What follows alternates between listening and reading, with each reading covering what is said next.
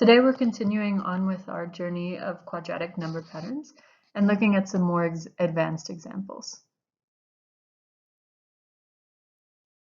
Pause the video here for our first example and see if you can get started on your own. Then come back and check if you're on the right track.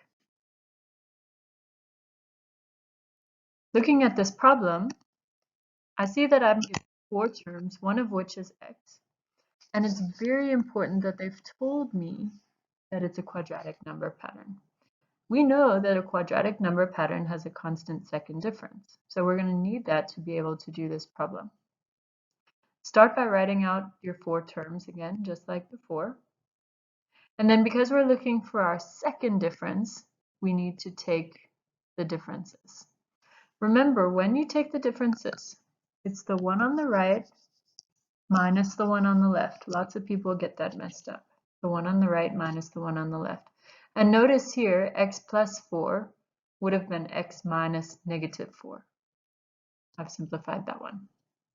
But we're not interested in the first difference, we're interested in the second difference, so we need to carry on. Remember, any expressions need to be put into brackets so you don't mess up the negative signs. Again, any expressions put into brackets. And these two expressions, because we're now on our second difference, these are what we set equal to each other. So carrying on with this equation, I distribute the negative into the brackets. So I've simplified in this line, and then I can carry on simplifying and solving this equation. I get x equals negative 14.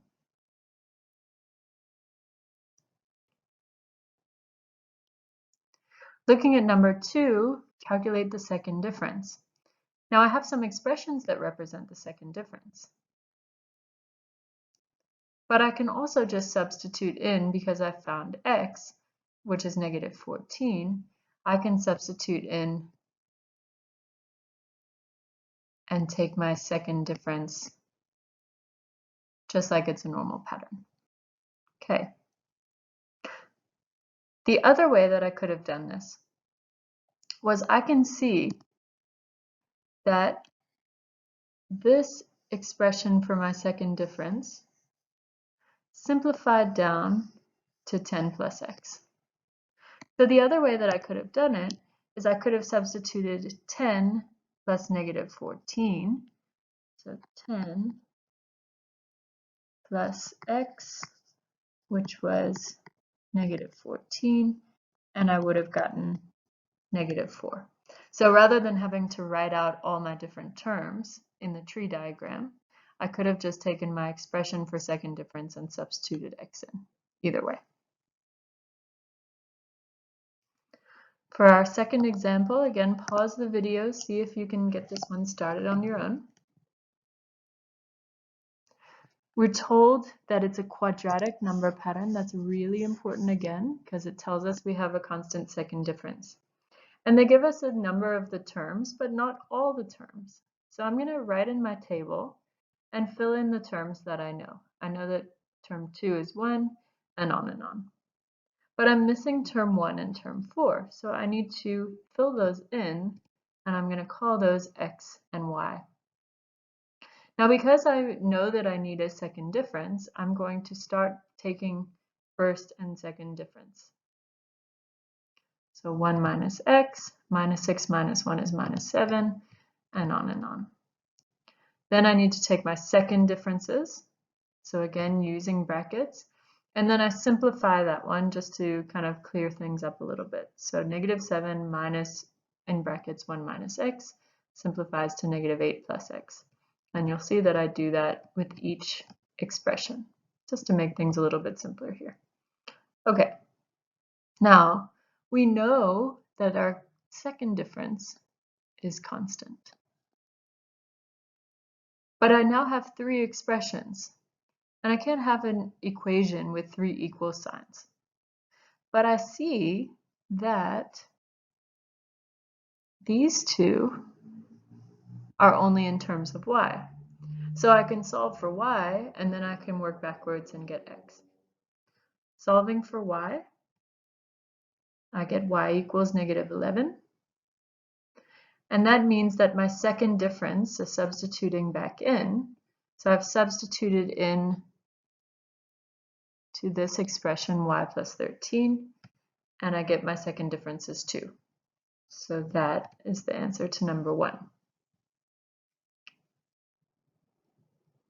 In number 2, they asked me for the value of the first term. My first term I called x, but I can see that I also have x here in an expression for the second difference. I found that the second difference was equal to 2, so I know that this expression, -8 plus x, has to be equal to 2. So there's a simple equation that I can solve, x equals 10, and because I called term 1 x, that means that term 1 is 10. Very simple. This last example is a little bit unusual. Pause the video, see if you can start it off and digest it. So it tells us to consider quadratic number pattern. Again, that we know what that means. But then question 1 says, what is the difference between the 50th and the 51st term? So I'm actually interested in the difference value, not in the quadratic pattern itself, but in one of the differences. So write out our quadratic pattern, 4, 4, 8, 16, and I start by taking my first differences.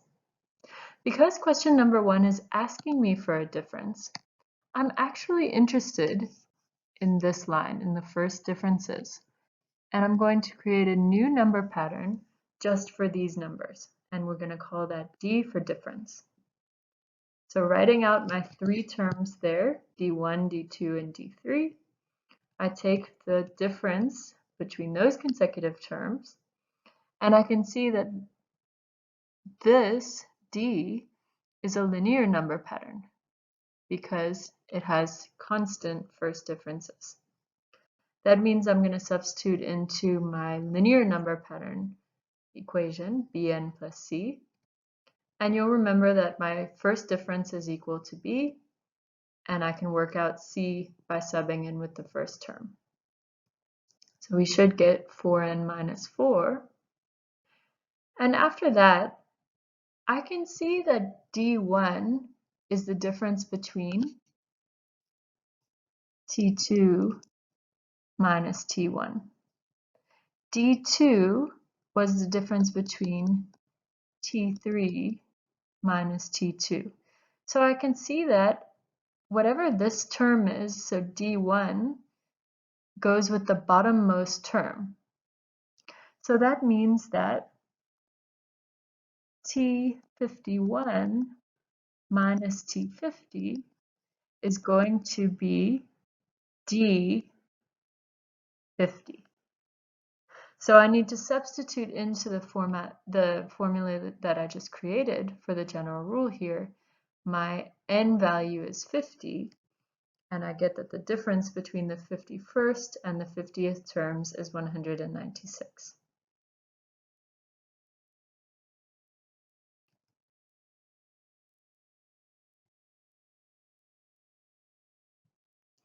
I then want to know between which 2 consecutive terms is the difference 28,088.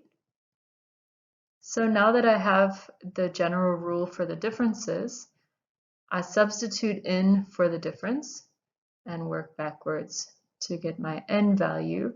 And again, we said that this n value is the bottommost. So that means that the difference is between the 7,023rd and 7,024th terms.